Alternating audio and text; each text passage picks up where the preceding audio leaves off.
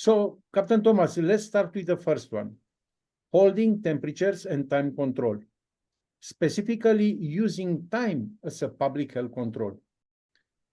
For me, this is such a big one on cruise ships. I remember buffets were a few minutes here or there, perhaps stretching into 20, even 25 minutes past the 4-hour documented discard time. And if you have potentially hazardous foods, known as time temperature control for safety foods, whereby bacteria growth or toxin might have reached a level to make someone sick, that's a 5-point critical violation. You're right, Dimitru, and that's where complying with the new VSP 2025 standards is critically important. Using time as a public health control, allowing potentially hazardous foods, known as TCS foods, to be held in the danger zone requires a time control plan. It's important to have an understanding of bacterial growth and the time or temperature it takes for them to grow or produce toxins and make people sick.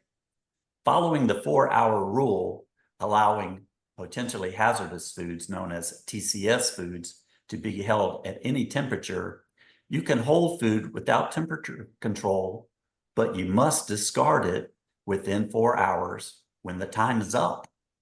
This applies to both hot and cold foods.